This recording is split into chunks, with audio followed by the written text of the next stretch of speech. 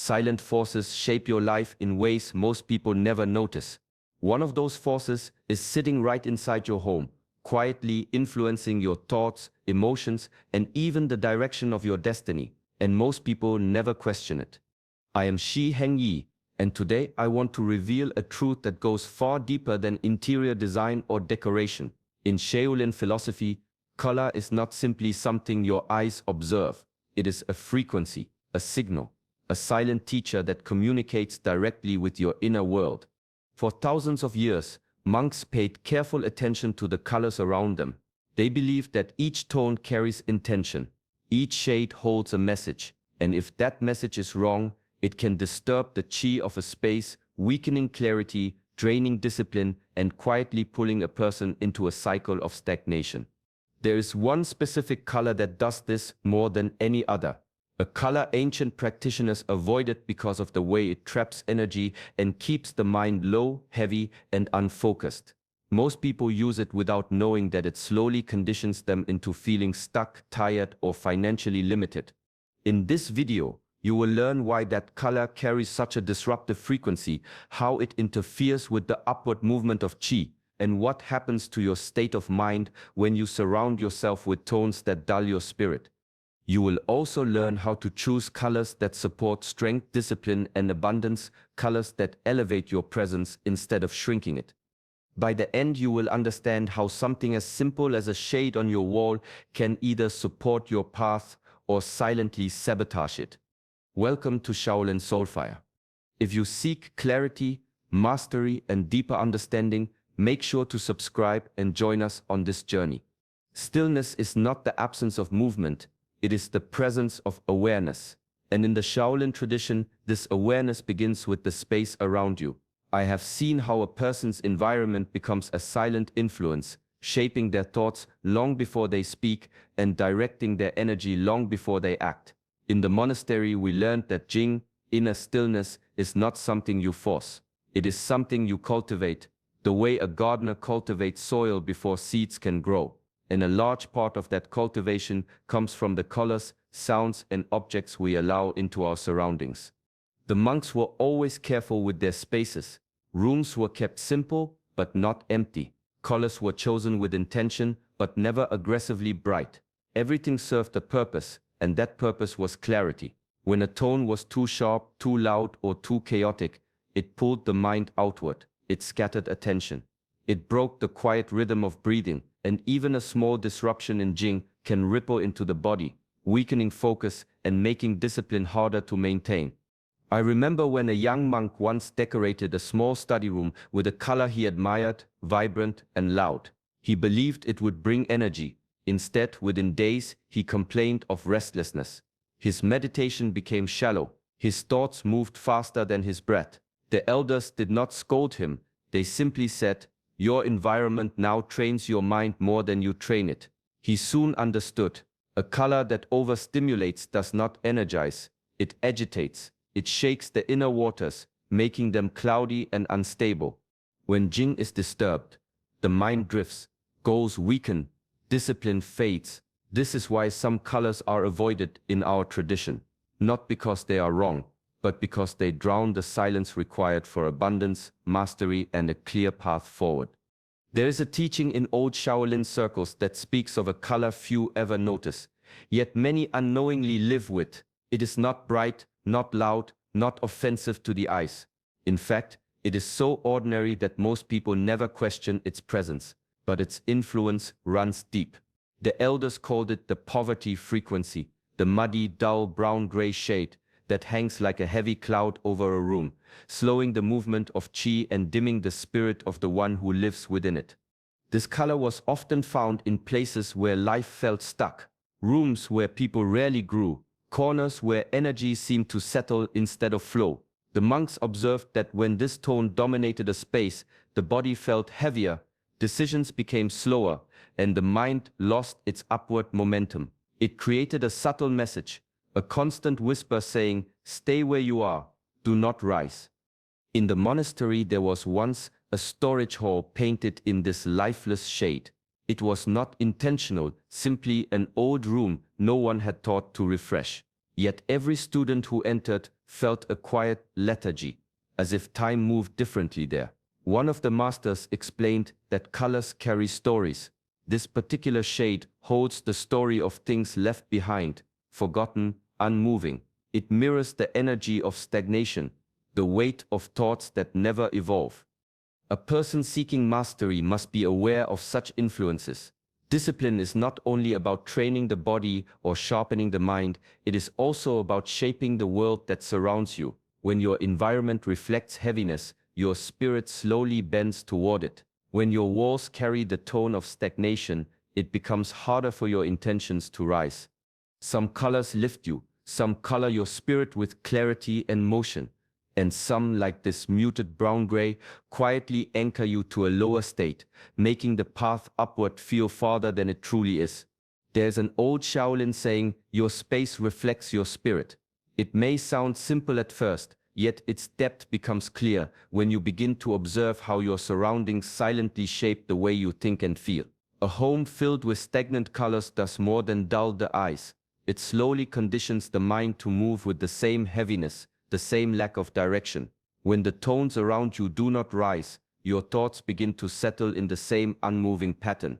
In the monastery, a monk's room is not meant to impress, but to support. Every detail is chosen with intention. The walls must feel light. The air must feel open. Even the smallest corner carries purpose. For the elders believed that when a person wakes up in a space that breathes, their mind naturally seeks elevation. But when the environment feels weighed down, when murky, stagnant colors dominate, the spirit mirrors that weight. The mind grows slower. Motivation becomes thin. The day begins with a sigh instead of a step forward. There was once a student who struggled with progress. His training was disciplined, his effort sincere, yet something held him back. A master visited his living quarters and immediately sensed the issue. The room felt dim, the colors low, and without vitality. The master said gently, "Your intentions rise each morning, but they meet walls that do not rise with them." The student understood then that his environment was not supporting him, it was absorbing him. Colors that block the upward movement of chi create a subtle feeling of being stuck, even when nothing is visibly wrong. They suppress the inner fire that fuels clarity and action. A person may not notice it at first, but over time, the room teaches them to settle instead of expand. When the spirit seeks growth, the space must allow it to rise. Human beings often believe that only big events change their lives, major decisions, dramatic turns, moments of crisis or victory. But in ancient teachings, it is said that the smallest impressions shape the deepest layers of the mind. Everything you see, even for a brief moment, sends a signal into your nervous system. These signals form micro-emotions, tiny shifts in mood and energy that seem insignificant but quietly guide your behavior throughout the day. A color on your wall, the tone of a surface, the atmosphere of a room. These are not passive. They speak to your senses continuously. When the wrong color sits in your environment, especially one that carries heaviness or stagnation, the body reacts with a subtle tension, not enough to alarm you, but just enough to disturb your inner rhythm. This reaction often goes unnoticed, yet it accumulates. The breath grows shallow, the shoulders tighten, the mind becomes slightly less open, slightly less inspired. In the monastery, the elders taught that constant low-level stress is more dangerous than a single burst of difficulty. A sharp challenge awakens the warrior within, but a dull, lingering pressure slowly wears down focus and determination. The wrong color creates exactly this effect, a soft, persistent friction between your inner state and your surroundings. Over time, this friction drains clarity. It weakens the ability to make precise decisions.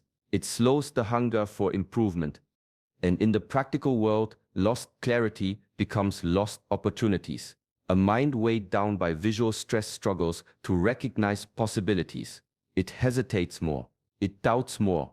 Wealth in any form requires energetic movement, creative thought, and decisive action. When your environment repeatedly pulls you into a micro state of stress, the path toward abundance becomes blurred. Mastering your life begins with mastering what your eyes consume. The world around you is shaping you whether you choose it consciously or not. In ancient teachings, color was never viewed as a decoration. It was seen as energy, intention, and influence. Long before modern psychology gave language to these ideas, the elders understood that the tones surrounding a person shape their mental state and determine how much strength, clarity, and ambition they can draw from within. Today, science confirms what the old masters sensed through observation. Dull, low-vibration colors reduce alertness, suppress creativity, and quietly weaken the mind's drive. Modern researchers explain that when the eyes are exposed to muted, lifeless shades for long periods, the brain shifts into a slower pattern. Neural activity becomes less dynamic, the imagination dims, and the ability to generate new ideas declines. Ancient wisdom described this effect as the dimming of qi, the slowing of inner fire. Both perspectives point to the same truth. Your environment sets the rhythm for your thoughts. In the monastery, spaces that required focus were never painted in these stagnant tones. The elders understood that color influences the speed of the mind. If the surroundings are low energy, the spirit begins to settle into the same frequency. Modern psychology has its own words for this. Decreased cognitive arousal, reduced stimulation, lower motivational drive. But the result is unmistakable. When the mind is surrounded by dullness, it produces dullness. Decisions become cloudy. Creativity shrinks. The path forward seems less urgent. And from this state, procrastination grows, not out of laziness, but out of a slowed inner tempo. The awareness is heavier.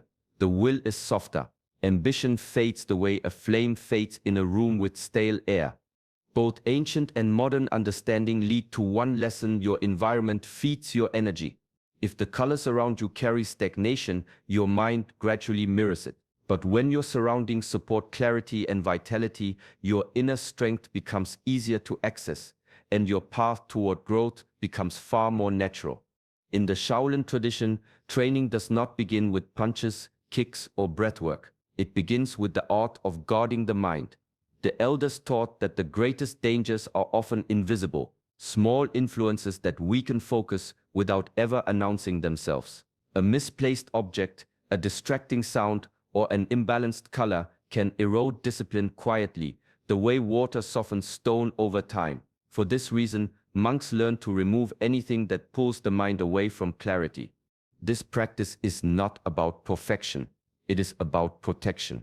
Protecting the mind from hidden weaknesses that accumulate until a person no longer realizes why their focus has faded or why their motivation has grown thin. Among these subtle influences, the poverty color stands as one of the most deceptive. It does not shock the senses or create chaos. Instead, it calms the mind too much, but in the wrong direction. Rather than creating stillness, it creates passivity. Rather than supporting clarity, it encourages a quiet surrender. In the monastery, there was once a novice who felt his discipline slipping. He trained well, but his spirit seemed dim, his attention drifting more each day. When one of the masters visited his living quarters, the cause became clear. The walls were coated in a muted, heavy brown-gray tone, a color chosen long ago without much thought. The master explained that such a shade was not peaceful, it was draining. It settled over the mind like a gentle fog, soft enough to seem harmless, yet strong enough to dull the spark of intention. A weakened environment leads to a weakened spirit. When the mind feels too relaxed, it loses its edge.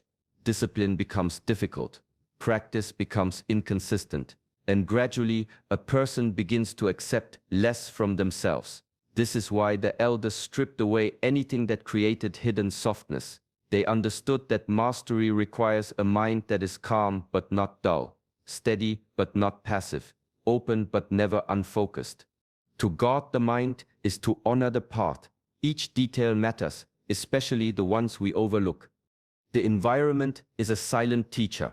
Every day, it communicates lessons to the mind, shaping identity in ways that are often invisible. Shaolin wisdom teaches that the spaces we inhabit are extensions of ourselves, mirrors of our inner state, and architects of our habits. When a room surrounds you with life and clarity, it elevates your mind, your decisions, your presence. But when a space carries stagnation, it quietly reshapes who you believe yourself to be.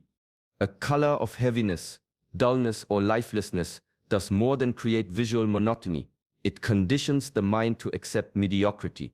The walls, the floors, the tones in the air all become teachers, whispering that low energy is normal, that subtle passivity is acceptable. Over time, the fire within begins to dim. Ambition softens, confidence falters. The authority you hold over your own choices weakens, not because of external failure, but because the environment has slowly trained your spirit to settle. In Shaolin training, the monks understood this intimately. A young student might practice diligently, but if his living quarters carried stagnant colors, the elders knew his progress would be limited, not due to lack of effort, but because the space around him subtly reinforced limits. The mind absorbs what it repeatedly encounters, and energy that should rise begins to drain downward. Identity is therefore not only what you practice, but also what surrounds you. Colors, textures, and tones become a language that teaches the mind who it is allowed to be. A stagnant color suppresses growth, both spiritually and materially, weakening the will to act decisively and the courage to claim what is possible. To truly master yourself, it is not enough to train the body or mind. You must also guide the environment, ensuring that every shade, every tone, every corner strengthens the fire within rather than dulling it. Qi flows like water through the body, rising and falling with intention, rhythm, and balance. In Shaolin philosophy, vertical Qi, the energy that moves from the base upward, is the force of vitality, clarity, and personal power. When it flows freely, the mind is sharp, the spirit is alert, and the body carries strength. But this flow is fragile, easily influenced by what surrounds you. The wrong color in your environment can act as an invisible dam, holding energy low in the body, keeping the spirit tethered to the floor. In a monastery, every element of the space is chosen to encourage upward movement. Colors, tones, and textures are never neutral. They guide Qi, supporting the rise from the base through the spine to the mind. When a dull, lifeless shade dominates a room, it does the opposite. Energy collects near the ground, pressure mounts in the chest, and the mind feels heavy without knowing why. This low Qi creates a subtle but persistent sense of limitation, conditioning the body and spirit into survival mode. Actions feel smaller, choices feel constrained, even opportunity seems just out of reach. There was a student who trained diligently, yet financial and personal growth always felt stalled. He could not explain it. The elders observed the space where he spent most of his time. The walls were painted in muted, stagnant tones. The energy of the room kept his Qi low. Each day, without realizing it, he carried the weight of limitation within him. Only when the color was replaced and the energy lifted did his vitality and drive begin to move upward. In this way, the environment teaches without words. Colors that suppress vertical Qi create scarcity thinking, a quiet surrender to limits rather than a rise toward potential. Mastery requires more than discipline in practice. It requires shaping your surroundings so that energy can rise naturally, guiding both mind and body toward clarity, purpose, and abundance. The first step in transforming a space is awareness. Without noticing what holds energy stagnant, no change can occur. In Shaolin practice, monks are trained to observe constantly, to sense what elevates the mind and what suppresses it. Awareness of the poverty frequency, the heavy, lifeless color that dulls Qi, is the beginning of mastery. It is the quiet recognition that the environment is influencing your mind more than you may realize. The second step is intention. Change must be purposeful. Simply painting over a wall is not enough. One must consciously decide to invite energy, clarity, and upward movement. The mind sets the rhythm for Qi, and with intention, the act of change becomes a declaration. The space will serve discipline, growth, and abundance. Replacement is the next step. Once the heavy color is removed, it must be replaced with tones that encourage vitality. Shaolin spaces often use shades that feel alive, open, and balanced. Colors that guide Qi upward, energize the mind, and create a sense of movement. Each stroke, each hue is an invisible teacher, reminding the spirit to rise rather than settle. Finally comes renewal. The transformation of a space is not a one-time act. It is a continual practice, a maintenance of energy that mirrors personal mastery. Every object, every shade, every corner becomes an opportunity to reinforce discipline and clarity. By renewing the environment, one reclaims authority over both space and spirit. Removing the poverty frequency is more than decoration. It is an intentional act of liberation. It frees energy trapped in heaviness, clears the path for movement, and cultivates a state where clarity, creativity, and abundance flow naturally. The space itself becomes a silent ally, supporting each decision, each moment of focus, and each step toward growth. In this way, the environment is no longer a passive backdrop. It becomes a teacher, guiding both mind and spirit toward mastery. True transformation begins quietly, not with paint or decoration, but within. Removing a heavy, stagnant color from a space is symbolic, an outward act that reflects an inward intention. The walls may change first, but the deeper work lies in raising your internal tone. Shaolin masters often teach that the spirit leads the body and the mind guides the environment. When the inner state elevates, everything around it naturally responds in kind. Every habit, every posture, every choice carries a tone. A slouched body or scattered mind holds a low frequency, while disciplined presence and deliberate action lift energy upward. In the monastery, students learned that true mastery is inseparable from awareness. Training the body, refining habits, and strengthening focus all serve to elevate the internal palette, the subtle shades of your being. A mind attuned to clarity, a body aligned with intention, and a spirit committed to growth create energy that cannot be contained by space alone. There was a monk who had meticulously refreshed his quarters, replacing dull, lifeless shades with vibrant, harmonious tones. Yet his chi still felt muted. The elders observed him and reminded him the walls follow the spirit, not the other way around. Only when he transformed his inner state, adopting discipline in thought, precision in posture, and clarity in decision-making, did the space begin to reflect true vitality. His environment, once a silent weight, became a mirror of elevation, amplifying focus, energy, and purpose. The inner color, then, is the true measure of mastery. It is the energy you cultivate within, the tone you carry in every action, the light that guides chi upward. When you elevate yourself from the inside, the world around you rises with you. Walls, rooms, and colors become allies, reflecting not just aesthetic choice, but the power, clarity, and abundance of a mind and spirit aligned with higher intention. In Shaolin practice, every detail of a space carries meaning. Monks understand that a home is not just shelter, it is a reflection of the mind, a training ground, and a teacher without words. Every placement, every tone, every object is chosen with intention, guiding thought, focus, and energy. Conscious design is not about aesthetics alone. It is about creating an environment that reinforces discipline, clarity, and abundance. In the monastery, a student's quarters are arranged to support consistent practice. A clean, uncluttered space reduces distraction. Balanced colors elevate chi and maintain alertness. Light and shadow are considered carefully, guiding attention and mood. The purpose is subtle but profound. The environment continually teaches the mind to move upward, to remain steady, and to act with precision. It becomes a mirror of the discipline cultivated within. The same principles apply beyond the monastery. A conscious environment in the home or workplace can shape decisions, financial habits, and emotional stability. When surroundings support clarity, the mind naturally makes wiser choices. It recognizes opportunity instead of being weighed down by indecision.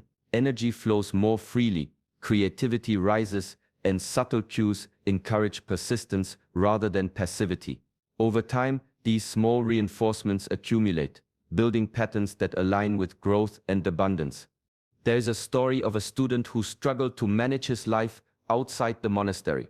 His rooms were chaotic, colors muted and heavy, furniture crowded. The elders suggested reorganizing with care, removing stagnant elements, and choosing tones that inspired movement and energy. Within weeks, he noticed subtle shifts. Mornings felt lighter, decisions came more naturally, and his sense of purpose deepened. His environment had become a silent teacher, guiding him toward clarity and action. Abundance is not only achieved through effort, it is cultivated by the spaces that surround you. A consciously designed environment trains the mind, reinforces habits, and strengthens the spirit. Walls, colors, and arrangement are no longer passive. They become allies in the daily practice of mastery. Every color carries energy, and that energy speaks to the mind and spirit in ways we rarely notice. A stagnant, lifeless tone does more than dull a room. It dims chi, lowers motivation, and keeps the mind locked in patterns of scarcity. Shaolin teachings remind us that the spaces we inhabit are not neutral. They are reflections of our inner state, mirrors of discipline, intention, and the energy we carry each day. By practicing stillness, choosing with intention, maintaining discipline, and encouraging upward energy, you can transform more than just your surroundings. Your home can become a silent guide, supporting clarity, focus, and abundance. When you remove stagnation and invite vitality, the walls, the tones, and even the light around you begin to echo the energy you cultivate within. Take this lesson into your daily life. Notice the spaces you occupy. Ask yourself which colors uplift your spirit and which hold you back. Make small, deliberate changes. These shifts, though subtle, will ripple through your mind, your decisions, and your energy. Your environment is a teacher, and by aligning it with your inner strength, you align your life with growth, abundance, and clarity. Let your home reflect the mastery you are cultivating within. If you found this insight valuable, join our journey of awareness and self-mastery. Subscribe to Shaolin Soulfire and allow these teachings to guide your path toward clarity, purpose, and inner elevation.